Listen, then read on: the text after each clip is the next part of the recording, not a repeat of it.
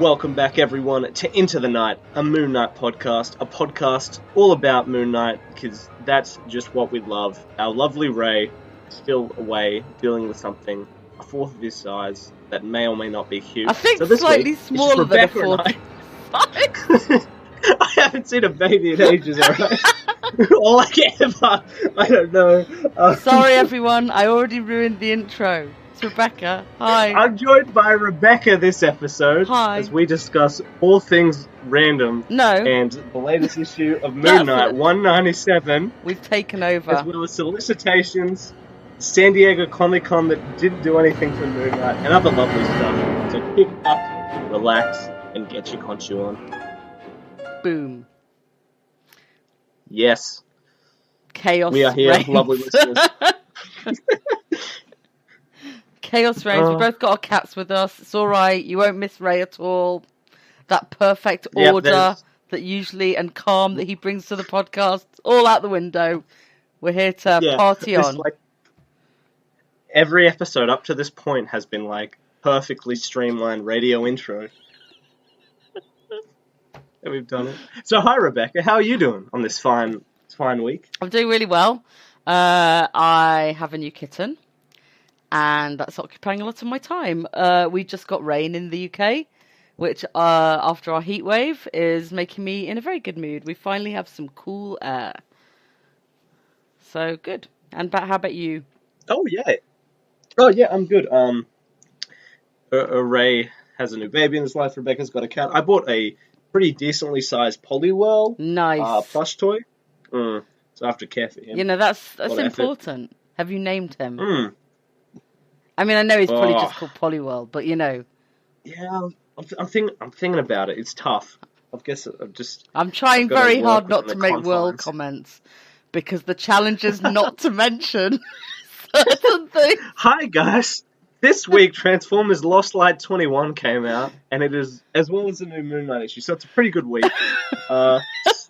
Yeah, it was a pretty good week. It was a pretty good week. We're not going to talk about Lost Light. We're just going to reference it between ourselves. I'm going to link a series of tweets and a review that sums up our points very nicely. Okay, that sounds like a good plan. So, Moon Knight news. Did anything come from San Diego Comic-Con? Well, I mean, I thought this year was kind of going to be the year of the Moon Knight. Like, I really thought more things were going to go down, but I guess we kind of settled with a great piece of news that may or may not tie in. Yeah. Considering his role in the original. But yes, Marvel Knights is coming back. It was like a 2000s imprint led by, was it Joe Quesada when he just took over the company after Marvel returned from the dead? Yeah. Pretty big era for street level. Fantastic era for street level. And it was started back in the day with a team book called Marvel Knights. It was 1998 because it's the 20th anniversary they're commemorating. Oh, Just before anyone writes in to correct Connor. 1998. Well, that is when Yeah. It's cool. It's cool. It went. When did it go to? About? No, some of the books went to 2003. Oh yeah, for sure. The title left in about 2 years. Yeah. But the point is, it was fantastic, and that team book was fantastic, and Moon Knight did appear in that team book for a bit. It was actually pretty great in it too. But the news itself is that Donny Cates is leading the revival along with great creators Matthew Rosenberg, Vid Ayala, and Teenie Howard, which is just 4 great creators, 4 of the best new talents the last few years, I'll say. And it with art by Mike Deodato Jr., I believe, on MK20 issue run. Well, the update that you just sent me said he's only... No, wait, one shot. Yeah, he's only done a promo image. But I'm sure they're going to get good artists on it. Anyway, we don't really know what it's going to be. They said it's not a line relaunch, but it's a project to commemorate the 20th anniversary. But Cates is referred to as show running it. So it's definitely going to be something substantial-ish. I mean, you've got 4 writers and Cates. 3 writers and Cates. Duh. So we'll see. It's not going to debut till November, so we should hear more about it in the coming month, in the run-up to the next Solicitations.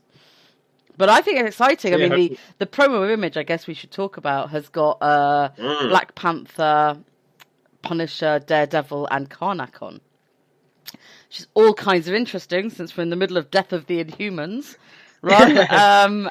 And Black Panther's in space. Yeah, Black Panther's in space. Black and is a mayor. Punisher's actually he's just got out of the War Machine. Yeah, just got out of the War Machine, and Daredevil's back on the streets as well. So those two are free, Karnak and Black Panther. But it doesn't really matter.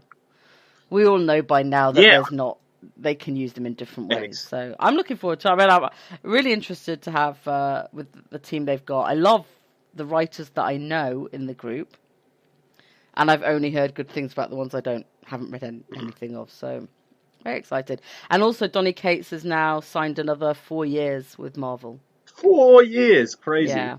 But I mean, he does everything new like every time he writes a book. So it'll be like probably 4 good years. Yeah, and I mean, he's said that he's carved out clauses for his creator-owned stuff. So if you follow Baby Teeth and stuff like that, they're still going to carry on. Don't worry about that.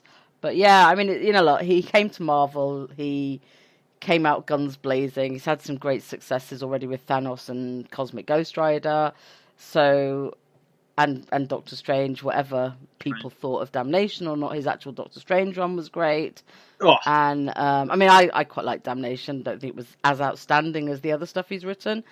And but yeah, like, why wouldn't you sign him on? He's like one of the new sort of hot shots of comics, and I think Marvel's done well to actually get him to sign for another 4 years. Oh yeah, for sure. And plus, there's stuff like him saying his show, like running this bit, just also sort of talks about what he's doing with other creators, and that he possibly won't even be that burnout after 4 years if he will do a bunch of different roles in the company and all that good stuff. And I mean, yeah. So that's great news. What else? So that was really all that came out of San Diego. There was no newsy mention, no films, but then Marvel Film didn't really have it wasn't there at all, because they're clearly not going to reveal their hands till after Avengers 4, whatever it's called, and Marvel TV is still, I guess, in a little bit of status, because we don't really know what's happening past Iron Fist, past these next seasons and the Marvel streaming service. So we will see. Yeah, Cloak and Dagger got a lot of shows. Cloak and Dagger got a second series, and they've said that the tie-ins it has to Luke Cage aren't by mistake. So that's an interesting comment. Gifted got a second season, but I think we already knew that. Legion got a third season. Awesome. So, and I think they released the dates for Agents of S.H.I.E.L.D. fairly recently when they start shooting again very soon. So that covers that. And then we had, just straight after San Diego, we got the October solicits for Marvel. And they include a few interesting things from Moon Knight. First of all, the Arachnite stuff. Which is Mark Bemis writing, Ale Garza art. I don't know any of his art. Ale Garza does a lot of those pin-ups of, like, sexy Grimm's fairy tales characters. Interesting. I know. I haven't seen his interiors, but I just searched the name, and it's just a lot of pin-ups of people like Alice and... I have from zero problems with sexy Moon Knight. Bring it on. No, same. In fact, we actually get one this week, so that'll be fun. Yeah, and I mean, it's so interesting, because you got a Humberto Ramos cover who was so, like, stylized, and this is such a different creator, so I think the art will be really interesting. So it's a 2-issue run, as we knew. The solicit is just chosen as the avatar of the Spider Totem. Peter Parker is the Dark Guardian of Destiny, doing the bidding of the Great Weaver of Fate, a role that has shattered his mind into multiple personas, a tech genius, a photographer, a teacher. So it's leaning much more on Peter than on Mark Spector. It's basically giving Peter Parker the Moon Knight treatment of serving a god and having a split persona. So that's cool, but at least that, I mean, like, so go into it with your expectations heavily managed on how much Moon Knight stuff you're going to get. All right? I mean, so we'll see. The next solicit might have more. But all of the Infinity Warps do seem to lean heavier on one side than the other. So, like, the Iron Man one is very much based on Thor. But if Thor was a tech genius... it's almost like character plus, like, stylistic aesthetic. Yeah. So, edition. like, don't... Just, like... I know how people felt about Moon Knight's portrayal in Damnation. So, again, don't go into this one expecting it to be Mark Spector merged with Peter Parker. It doesn't sound like that's quite what the warp's about. And as someone mentioned, I think Tommy mentioned on the Facebook page, could have been someone else, so I'm sorry, the warps are first going to appear in Infinity Wars 3, which will be in September. We got the Prime issue of that this week, which I haven't read.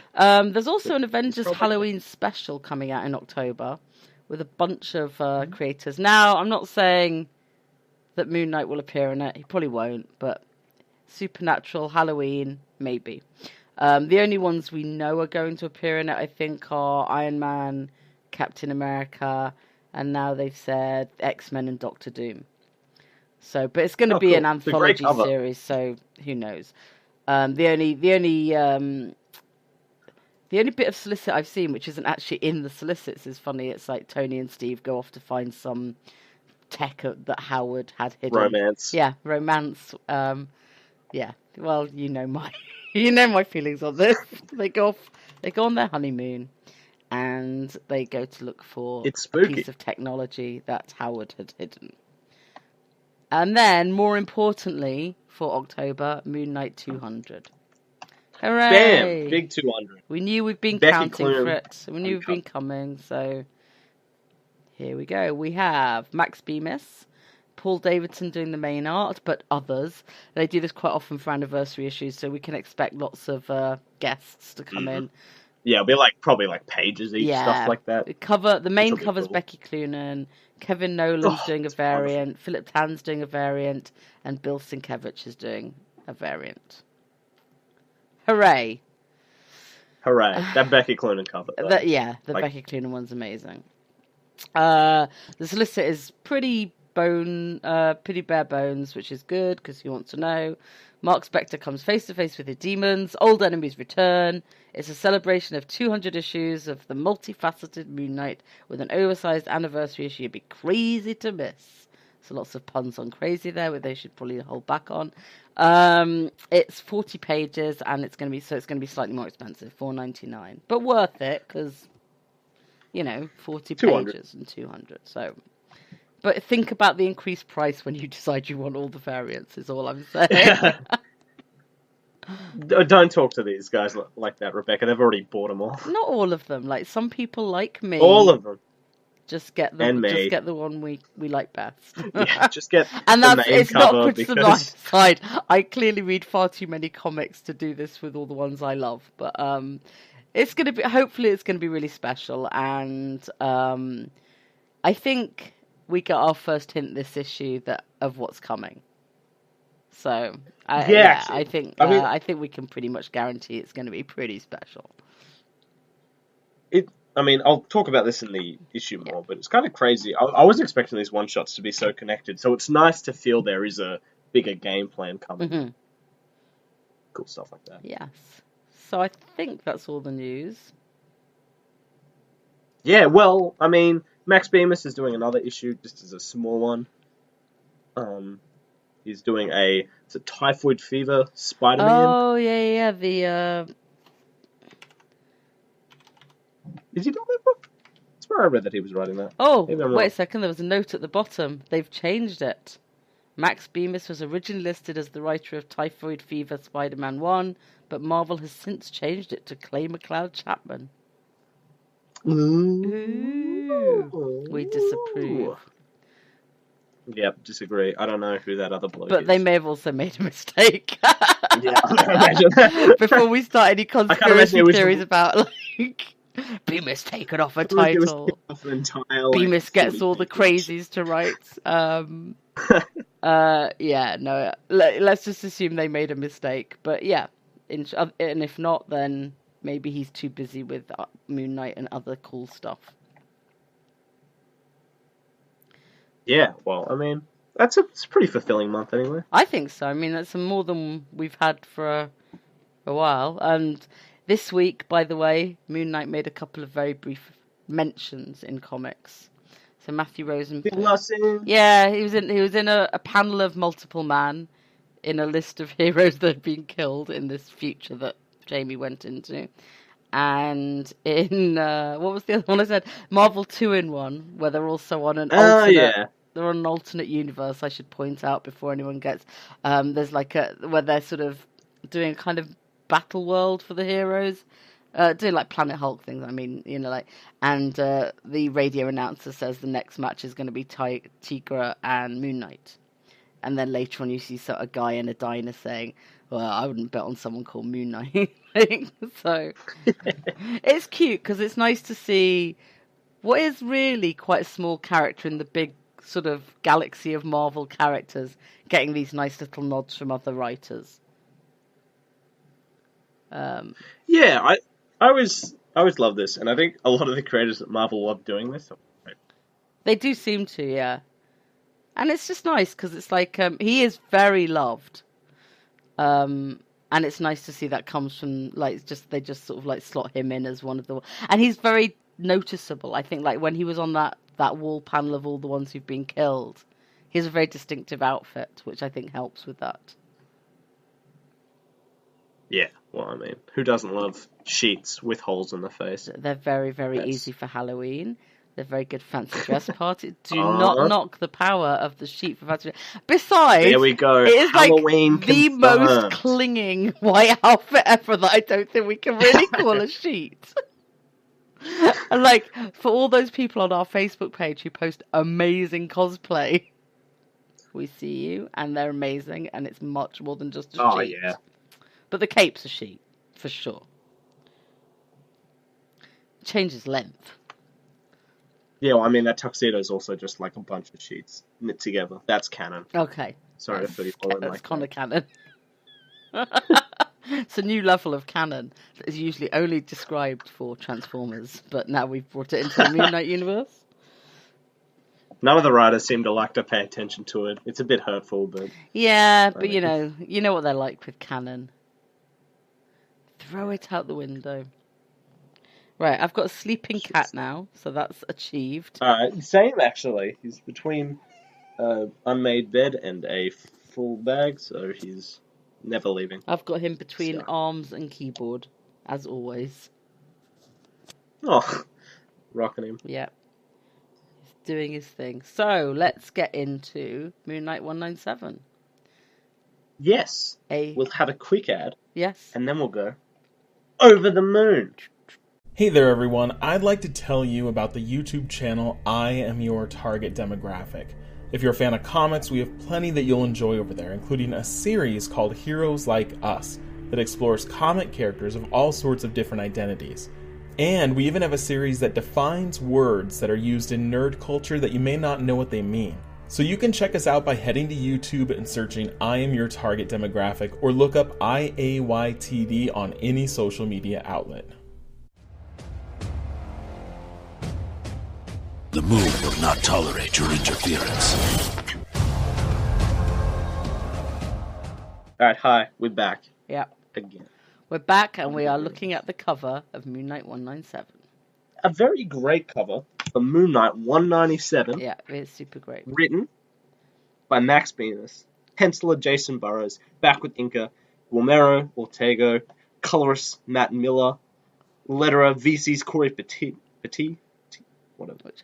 Suck at this. Cover artist Becky Cloonan, design Nick Russell, editor Jake Thomas, associate editor Mark Basso, and a bunch of other names that probably didn't have that much to do with this issue. Or may have, but we don't care. May have, I don't know. C.B. Cebulski seems to like Max Bemis a bit, so... He does. Seems to be a fan of his content. Yeah. Yes. So, Moon Knight 197, as we do a bit now, we kind of just do a quick summary and then just dive deep into our thoughts on this. So, Rebecca, if you want to give us a quick 1-2 sentence summary. Yes, there is a meeting of a new dodgy society that isn't new and has obviously been around for a long time, which is a society of sadists, and there are 4 people who've come to be inducted. Everyone else is in like the big like sort of gowns, and they each give their little origin story about why they deserve to be in a sadist society, and then boom, our man appears and decides he wants to join too. That is the basics. Awesome. It seems to be a part 1 of 2 or part 1 of more. Yeah, I'm going part one of 3, given that we have 200 round the corner. But who knows? It's not stated. Yeah. So, I mean, where do we start on this one? We got a lot of pretty interesting topics to cover with this one. Yeah. What was your... I don't know. I mean, obviously there are similarities with the collective here, with how the story's told. Yeah. So I think that was the first thing that jumped out at me, is that like it's another, we introduce these people, then we're going to find out more of them, and that's fine. And it worked really well. It worked well for the collective. It was just weird seeing it come straight after that arc to me. Yeah, I think if I didn't know they were so connected now, actually, I would probably be a bit like, I don't know, a bit more worried about it. Yeah, but I'm not, and I enjoyed it. So, but it was it's a noticeable, like, we may as well acknowledge it. Yeah, and I think that's possibly on Bemis intentionally. I think there's a lot of talk about Moon Knight, like he has his villains, but never kind of quite like such a big core of villains or something like that. So it seems Bemis really wants to include people here, and I think the collective was kind of done as well outside of Maurice. Yeah. So I hope like these guys seem to be probably a bit more possible at returning as a whole. So I think that's pretty cool. Yeah, it's also sort of struck me very Court of Owls. Yes, actually. If I was I'm not making a Batman connection. No, I'm not. I'm just making another Secret Society and comics connection, honestly. But who doesn't love like Secret Societies? Exactly. I like conspiracy theories, secret societies. If you're going to have a perfect one for Moon Knight to come and kick butt in, it's going to be a sadist one, not being funny. You know, it's perfect for him. So everything else is kind of, you know... And like I said, I really enjoyed the storytelling. But it is a very similar... sort of way to do it. But possibly even more expanded here. Like and the characters didn't seem as comedic, obviously. Yeah, less caricatures, more like right. Like I feel like all of these could develop into characters I would follow. Which is probably one of my biggest takeaways. Actually, I mean, the collective was fun, and it's like kind of a fun thing to maybe see return. But this is the one I actually feel like, I really want to see this play out. I really want to see the interesting development that would come between like a society of sadists and Moon Knight in the long run. Yeah, it felt like or something. It felt like turning up to Moon Knight and say, right, now we're ready. Like now we're ready to start with this epic Moon Knight story we're going to tell. You know, like we've established all the ground rules. We've given him some new villains to like play out on. We've got a bit of distance from the Lemire Smallwood run. Now we've had some fun. Now let's get serious. But with fun. Yeah, and I think... But you know what I mean? It's just like, it just seemed that like, that this would almost be another good starting point for people. Yeah, and that's funny too, because I actually thought these one-shots were more of an ending than I was expecting. Mm-hmm. Like, that's why I'm sort of so shocked to talk about with this continuing thing, because when I first read the Solicitations, even that first issue, the first thing was I thought, oh, okay, Moon Knight's got 6 more issues. Right, they're just going to get him to 200, yeah. Because that's always been a worry, you know. Yeah, but, I mean, hopefully he's here for the long run, because this really sets up something cooler. I mean, the Court of Owls was, I think... I'm not a big Scott Snyder fan, but that was like the start of... It was a standout moment. It was a standout. Yeah, and made me really keen to come back, and I didn't feel he did quite enough with that, so I hope this here gets extrapolated more, but it's just a lot of fun. So, I mean, we got 4 distinct characters which get their origin told, and Moon Knight shows up at the end, but those characters were all pretty cool and interesting. First you had old mate photographer. Yeah, the snuff photographer. Yeah, the Nightcrawler guy seems to commit as many murders as he wanted to get the stuff. And we're talking Nightcrawler the film with Jake Gyllenhaal, not Nightcrawler the very cute Bamfy guy. Film. Oh yeah. Just yeah. Since we're in the Marvel world, we should probably. I think pretty much everyone understood what you meant. Yeah, and if you haven't seen that movie, it's got my boy Jake Gyllenhaal. Yeah, I love him. So good. But the art's also stand out. Can I just point out again? And the coloring's amazing for all of these. Like the colors change, the paneling changes. There's some really nice touches that bring us in. So for the photographer, we start off with some very delineated panels. We've got like 6-panel grid, kind of rectangular photography things as he tells his story, and then it kind of like gets slightly more loose and mad as he starts talking about how he started getting towards snuff stuff. And then we go to snuff photography, and thankfully don't go into too much detail about it, but it's pretty gross. It's something I write about for work fairly regularly. Wow. So, but it's interesting because like even the details in some of the bits at the end where they've got photos on the wall, you can kind of see like how it's all being brought out into it. How Jacen Burrows is like really going for it with, back again giving us the detail down to like even people's lipstick choices, the magazine covers. I just really liked it. Some really popping colours from Milla. And then I mean, this just beautiful. What Burrows talked about with us, like he's possibly not returning to Moon Knight for a bit while he's got this other project. But I think like what a run. Who issue arc to go out of. Like, I mean, you're so right about it changing. I think it was a good choice getting Milla over Lopez. Like, Lopez showed us so what he could do here, but I think Milla here is so malleable with everything he wants to do, and so good at, like, almost these kind of, like, not neon, but I don't know. They do. Like, if you look at the last panel of the photographer one, in turquoise and orange, which, if anyone isn't aware, is the colours that most make skin colours pop, which is why you see a lot of films with a lot of teal and tangerine.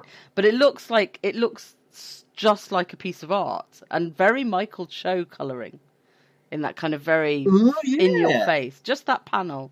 But the others, but it's amazing because like some of the panels are very demure and dark, and then others are really pop, and I love the ombre on the curtains in the big banquet room, that they're not just one colour. It's just I love it.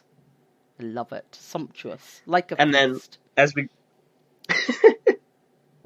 And then as we go to the story of like this mafia Madame crime lord, Madame.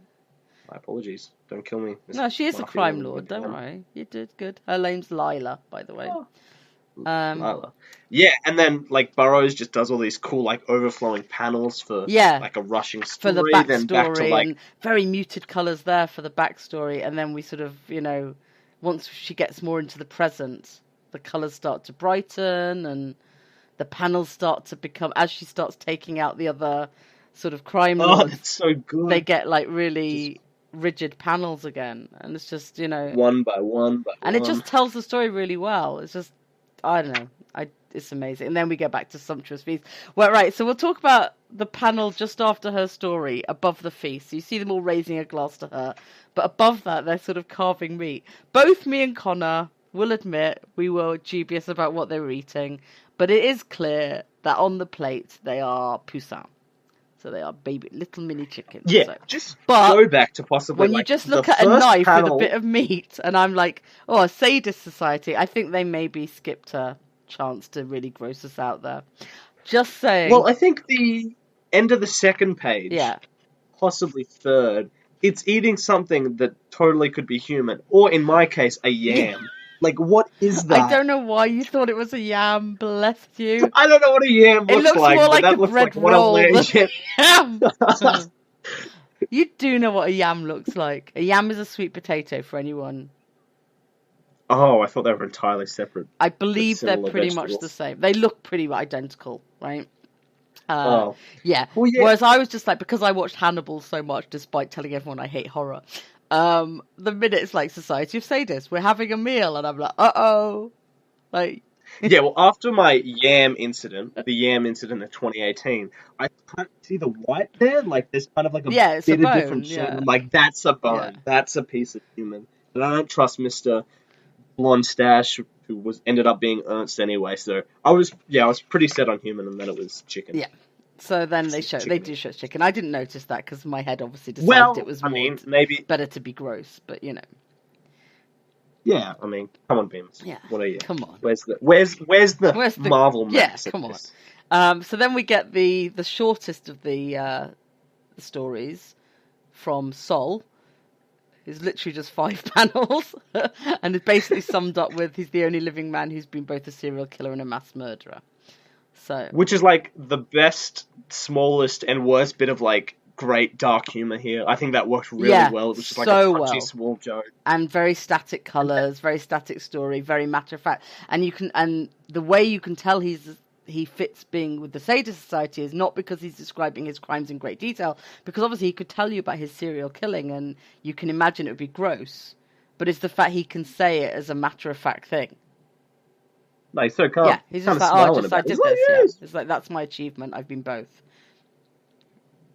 And then that great 2-panel bit of like, because it is so stationary, it works so well with like the shock and then the clapping. Yeah, they just kind of look at him like, "Is that it?" and then clap. But like, oh wait, yeah, oh, you're done. You're not going to tell us all the details. So you know, he's a bit more reticent about going into the details. And then we go into Tilt. Is it Tilt? Yes. Piercer Tattooist. It's just with the very green Mohican. And very green colouring. Yeah. And his story's pretty brief as well, actually. He starts tattooing, decides he wants to be a piercer, shows you some of the more normal piercing he's done, and by normal, they will not be normal for a lot of people, but pretty normal. Although I saw somebody with the back of their neck pierced the other day. That was kind of cool. Oh. Yeah. So I was like, what sort of... but it was one where you just saw the top of the stud, and I was very fascinated about where. I have no problem. My friend has got like a crazy number of piercings, so like piercings don't bother me particularly. They're just. I think they'll like. I really like the sort of like studded ones they show off. Yeah, most of them are really cool. So then he decides that then he becomes a media personality, as funnily enough a lot of tattooists are becoming right now, and he becomes very rich. He has his own little thing, and then then you suddenly get this, and then I decided all I really want to do is pierce someone to death. Like, to most of us, your head already goes, that is gross, right? Yep, it's gross. And again with the colouring, the people he's like doing it to are totally blacked out, so you just see the piercings, which helps a lot in terms, because they could have made it bloody. That's a choice to keep it quite not monotone. It was like 3-tone. It's like blue, black, white. Yeah, and it's really, and it shows off the piercings. You can tell exactly where they are. You know, you can tell what's going on. And then he comes back to him and he's like, "Yeah, I was already mad. You know, I grew up in pretty horrible circumstances. I had money." He kind of tries to make a little bit of excuse for it, but then I get even. And he gets even with who knows what. He just wants to kill people with piercing. That's fine. It's just, it's like, and it's just brutal. Yeah. It's like fantastically brutal. Yeah. And if it proved anything, I'd want Burrows on a punk book, because just stare at every panel and look at all those different hairstyles. Yeah, he's got freaking it. Awesome. And then they applaud. Nailed it. And we can note here that they're all white. Which is actually probably like fits for a Society of Sadists kind of. Ancient societies tend to be fairly, you know, mono. Yeah, I mean, these guys are talking about being ultimately. Possibly they get rejected, like maybe. Well, you know, I think let's just show up. We're selected now. I don't know. Yeah, pretty much. Subtext that isn't there. Yeah, we'll just add text. It's Connor Cannon. It's a thing now. But anyway, one of the people who've been serving the wine in the big robe sits down, starts kind of, "Oh, hey, you're so dark, you're great." Like, it's not dark, you know, like, Lila starts going, treating him like a scummy servant. He gets to make a few little quips about wine pairing well with psychopathology, which is great. Love it.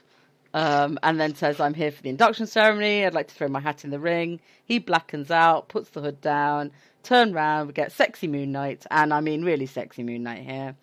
I thank you for acknowledging that first. Yeah. That is a thank you, Jacen Burrows. Look at that. Look at that. That is a poster Moon Knight for you. I'm Moon Knight, and I'm a sadist. Doing his... he's just like, no, I'm not fucking with you. I'm serious. Doing his little alcoholic anonymous affirmation there. Yeah, I'm not shitting with you. I really am. As he grabs the chicken. Because, you know, it's been a hard time. He's been up there serving these people. Starts to eat. And he's like, yeah, the spread's good, blah, blah. And talks about, like, you know, I have this dissociative identity disorder. But I decided to use it, you know, but I go after bad guys, but I really enjoy it. Like, you know, so, which is a nice acknowledgement. It's something we've always known about him for a while.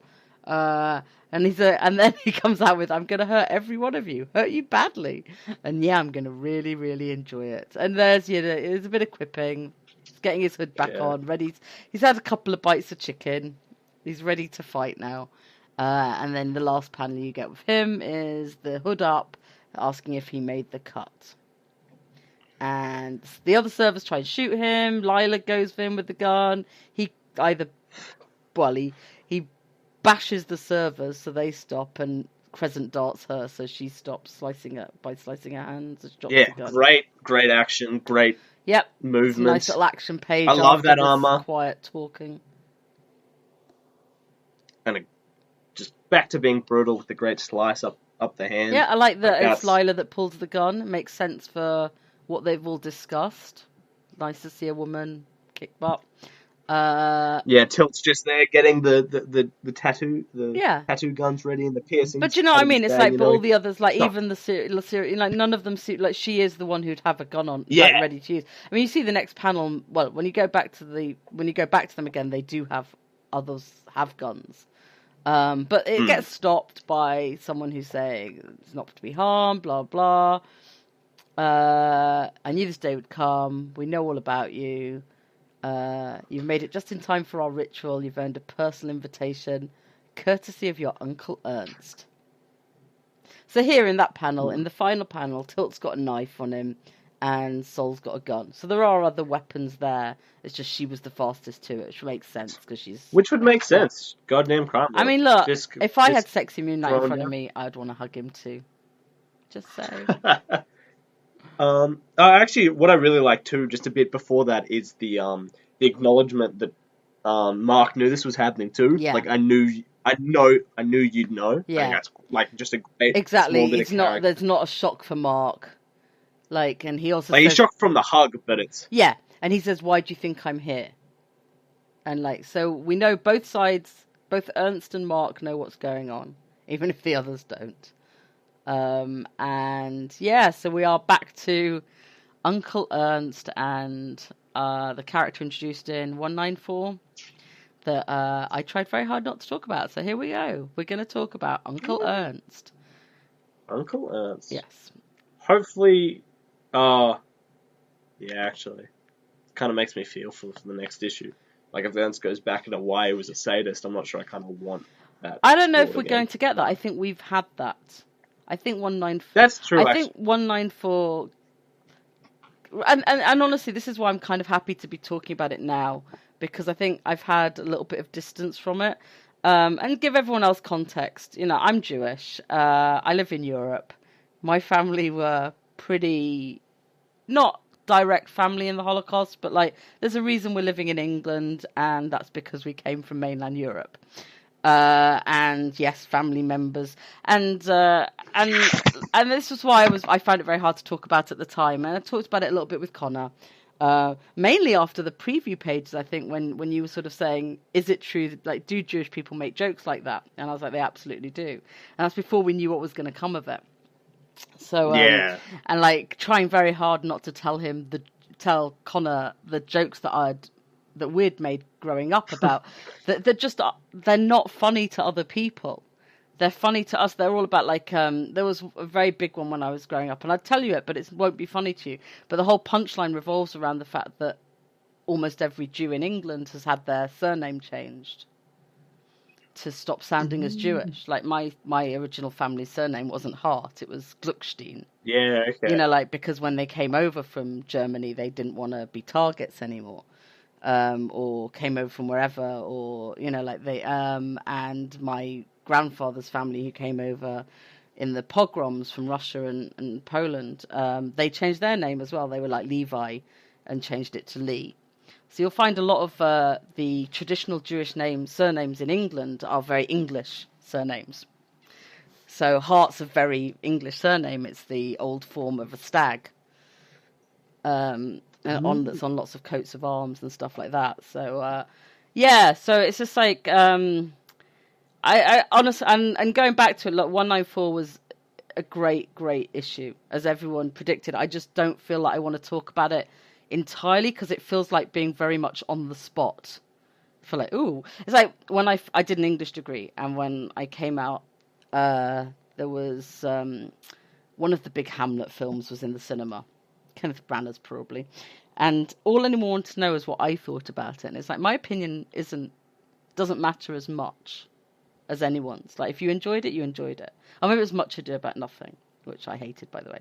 But yeah, everyone's like, well, you did Shakespeare. What do you think about it? It's like, yeah, I'm Jewish, and there's a level of visceral horror I have reading 194 that you might not have.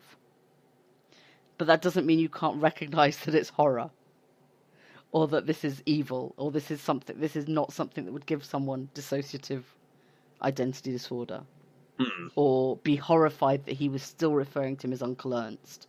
And like even this last page, and we've had a lot of humor and we've set the scene, but just hearing the Uncle Ernst again is just like, oh, it's a punch. And I'm looking forward to him getting beaten up. Is all I'm saying. Or not, or escaping and being a big baddie for a long time. It's a good baddie to have. It acknowledges a lot of Moon Knight's history. Yeah, and I mean, big old sadist for a big old sadist story, you know. I do wonder where his hood's gone. But maybe it's in his hands. Maybe he like pulled off the hood. Because it's not like he pushed back a hood. Ernst, not Moon Knight's. Just saying. Oh, yeah, true. But maybe it's like one of the ones in the back and it's a proper hood and he just pulled it off. Let's go back a page. Yeah, they don't really show you his head. They don't show you the face reveal.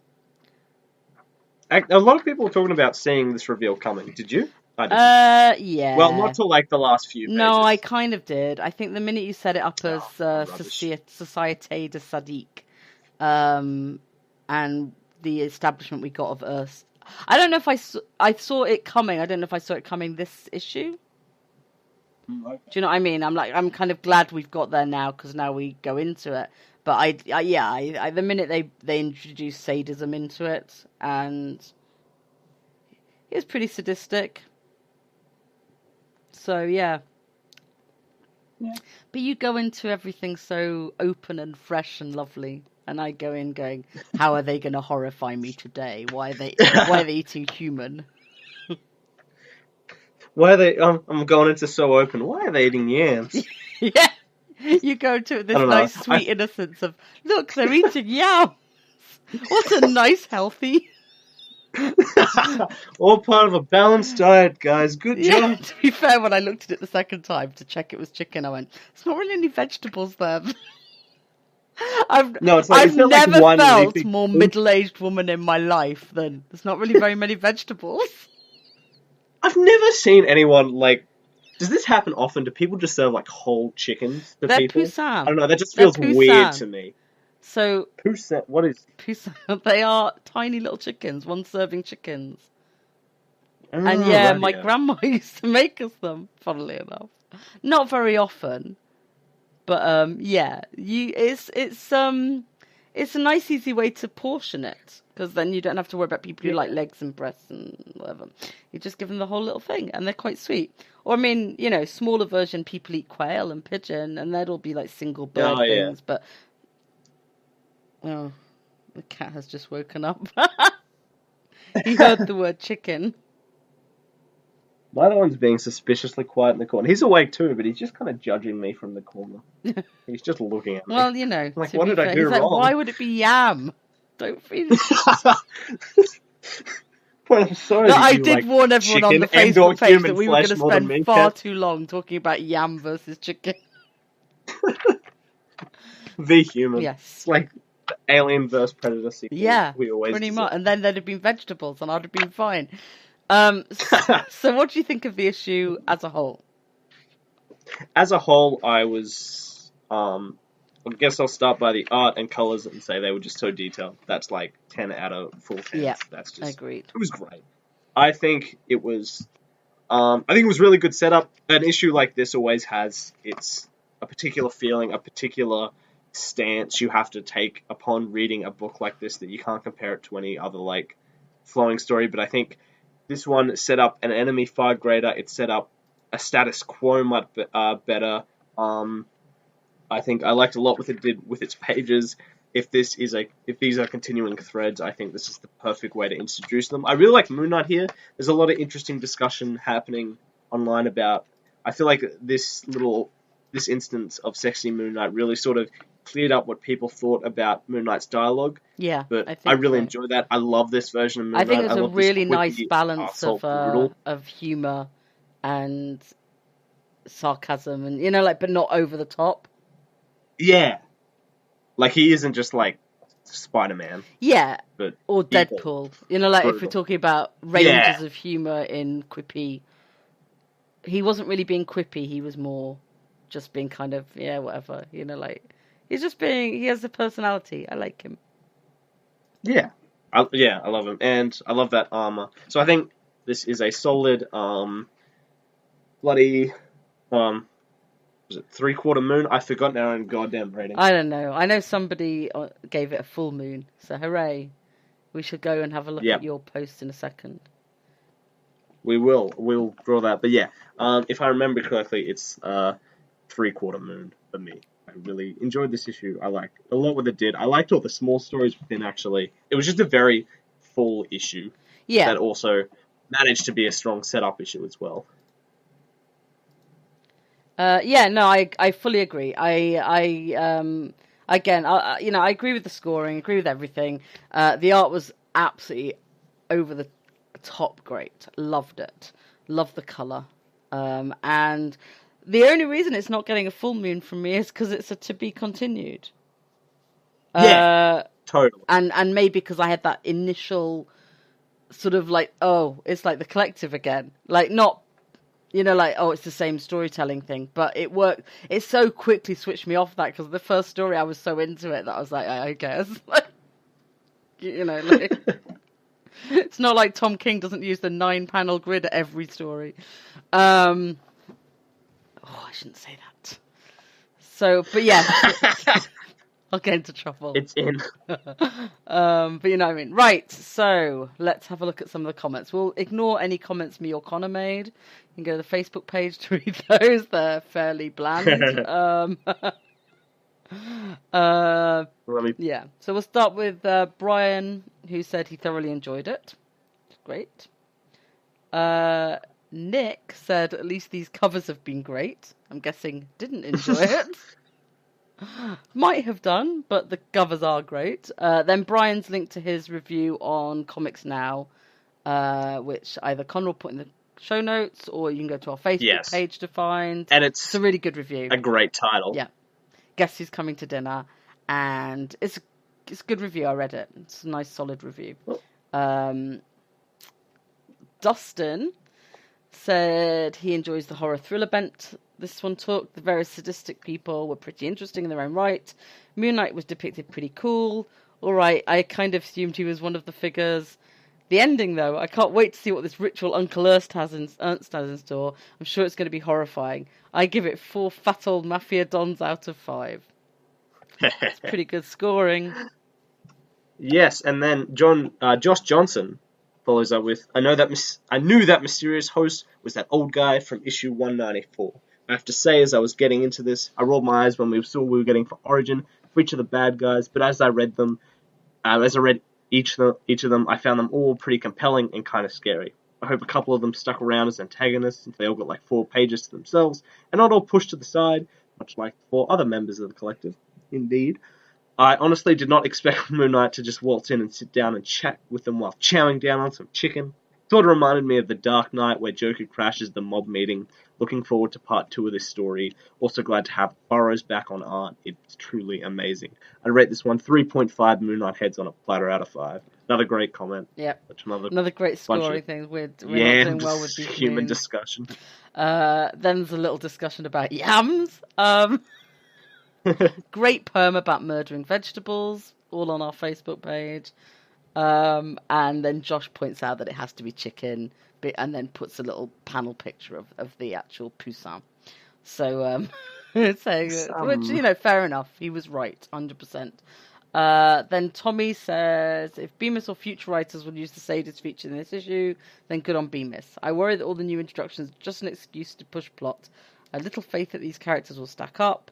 The issue may be a classic collector 30 years from now, as it may set up issues 201 to 250, or it may serve as a lazy flop. That's commenting on the fact that new villain origins tend to become classic collector ones, as well as everything else. So that said, we saw an appearance of Uncle Ernst.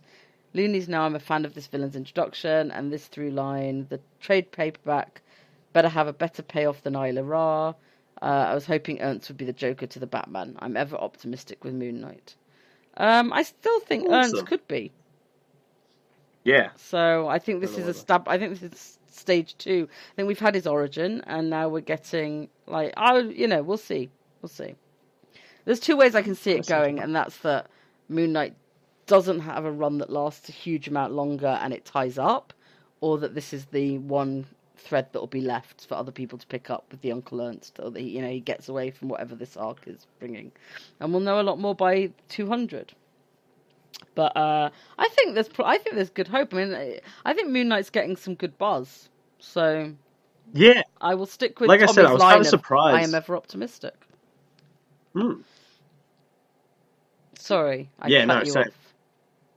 No, I was just going to reiterate a point that I forgot. So that shows how good it was. But we got a good point from Logan Ryan Simmons, who said, I've loved some of this run and disliked some of this run, but I always try to come with a neutral mindset. And damn, did Bemis nail this, and nail the voice of Moon Knight. Probably my favorite issue in all the Bemis runs so far. All the characters were unique, and MK actually surprised me when he derobed himself. Can't wait till the next one. Full Moon. He can derobe himself every time if he looks like that. No, issue. I just wanted to make a terrible comment. I'm really sorry. I'm really sorry, Moon Knight fans. I don't mean it. Now I got to decide on this episode's title. We got a lot of good stuff. No, I totally agree. I honestly, I was reading this one and it really did feel like everything Bemis has been doing coming together. It just felt like everything else was like playing in the character set and getting that voice nailed down and deciding, and then this one was just like bam, here we go. And obviously, as people know, I love a lot of it. So Rick mentioned that it may need a bit more Darkhawk in it, but he also called it a fantastic issue, and Rick's just a massive Darkhawk fan, and Darkhawk is being truly great at the moment, so check it out, because we will rep for him. And then Bobby, great issue, kind of figured Ernst would be back, didn't expect it to be this soon, so his reveal still caught me by surprise, even though in retrospect the very nature of the Society of Sadists was a pretty big hint he would be involved. Just hope he doesn't pull a Blofeld and try and take credit for all the other villains and everything bad that's ever happened in Mark's life. So that's a reference to the most recent Bond film. Also, they have finally pinpointed the issue that I have with how Bemis writes Mark's dialogue. It reminds me too much of Spider-Man. It's not the humour I disagree with. Moonie's generally written to have a dry wit to him. It's the amount of words he takes to get there. Feels out of character for a guy who's generally presented to be quite laconic. I don't think it was... I don't know. I don't think he ever goes full Spider-Man. I think there's... Yeah. And I think maybe in Damnation. Yeah, that's for sure. Yeah, but not under Bemis. I think there's been moments where we've got closer to it. But again, I think there's still, I think he's got the voice down pretty well. Yeah, I agree with, like, there have been plenty of runs that have shown him as a laconic. Is that how you say that? Laconic? Yeah, like, I think there were parts of Lemire that definitely showed him like that. But I feel like there's also plenty of other instances in this, in Moon Knight's, all the Moon Knight's run that showed why he could be there like this. But, I mean, Bobby's a big Moon Knight fan. He runs Moon Knight Core. I mean, that's always what humor comes down to. It's, like, way too subjective to say anything. But also, I feel like there's another way of looking at it, which is that the Lemire Smallwood run, because that resolved some issues for Moon Knight, for Mark, that maybe this is his new normal. I definitely get that feel with just, like, most things running down this run. Like, it just feels like someone who's, like, finally got a chance to do everything his way, just, and obviously, you know, learning himself after, which is quite a brave thing to come in and do, because Moon Knight does have that very dedicated fandom and has been written quite. I think Bobby's actually spot on. He's been written very laconic over the years, or, you know, like, makes the odd very quiet comment, but, like, maybe sorting out some of your issues finding out you've got a beautiful daughter. Maybe that's the effect that has on you. We'll have to question Ray about having a beautiful baby and what that does to your life.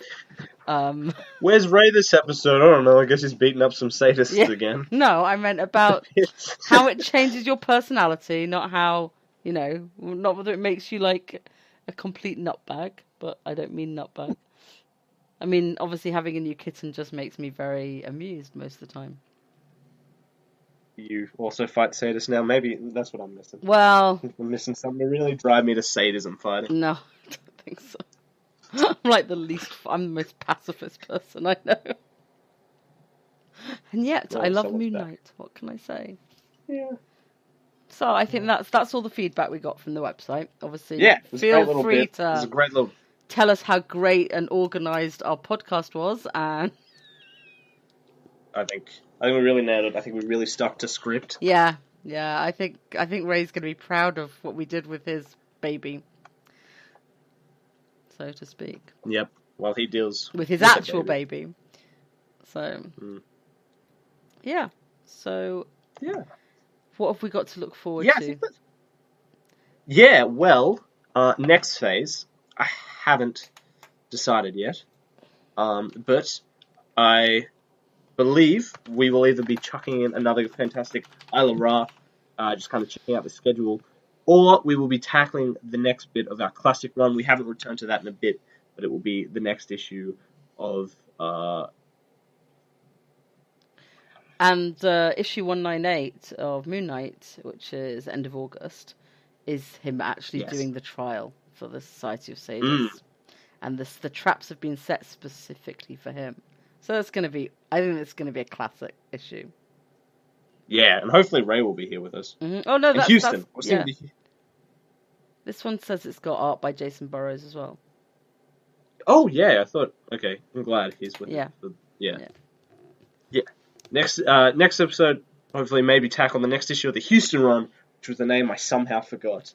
I'm the worst Moon Knight fan, and I'm here for some reason, because I love you guys. We appreciate it. All right. So yeah, where they can find us, if you have feedback for this organised episode, if you want to jump into that group where we've had all that great discussion, all our fantastic cosplay has been put up there, all the news, all the good stuff. Great place to be if you're a Moon Knight fan. Facebook.com/group/ITK Moon Knight. Get in there. We have a Facebook chat as well, which does all things, sometimes not Moon Knight too, so it's a great little mix. If you want to find us, we're all located on www.intothenightpodcast.wordpress.com. That is where we post all our newsletter, issue updates, episodes, links to all the other podcasts we work with within the collective. Just another bunch of great stuff. We do the same on our Facebook, all updates put there as well, with facebook.com/ITK Moon Knight. Email us with any thoughts, queries, or feedback at itkmoonnight@gmail.com. Twitter at ITK Moon Knight for the same shenanigans. And Instagram, Tumblr, YouTube, podcast catches. Just search for Into the Night, a Moon Knight podcast. Hooray. Thank you, Rebecca, for being here. Thank you for having me. Is there any last messages you'd like to leave for this audience? No, but thank you everyone for putting up with me, and I'll be back at least until Ray is back fully, and possibly after that. Who knows? It's a great time to be here, guys. So may Khonshu watch over the yams of the night. Goodbye. Bye. Moon Knight and affiliated characters, stories and events are properties of Marvel Characters Incorporated. Materials used and discussed within the podcast are intended for critique and review purposes only under the fair dealing concept of the current Copyright Act. The views, information or opinions expressed during the podcast are solely those of the individuals involved and do not necessarily represent those of the copyright owners. I mean, I wonder how Ray would feel if I just, I don't know. Left it in and then, like, added The Leaks Are Wonderful to the all our music. God, is just totally Roland Rat's discography. Just have it as outtakes at the end. Except no, you can't, because I was rude about the person who said how many panels is I. Does he listen to this? I don't know. I don't know, but I think we should probably not have that on the podcast. Oh, we're gonna have lots of Nazis to talk about, so this will be fun. Oh yeah. Oh my god, imagine if Ray's not back by next episode and it's you and me talking about Uncle Ernst from the entire issue. That'd be amazing. Sparks will fly. But isn't Ray will be back by next issue, because that's around Bemis time. Oh yeah, he's got to be there for his boyfriend. Yeah. It's Crush. They wish they Crush. Now he's got a child. No, it's Uncle Bemis. Oh no! Because that makes him sound like Uncle Ernst. Oh no! He's ruined the term uncle for us forever. Max Bemis, renowned uncle killer. That's going into the cast at some point. Don't worry, we'll be revising the uncle comment. Oh man. Oh, I guess we should probably let's start this up. All right. For a look when on some distant shore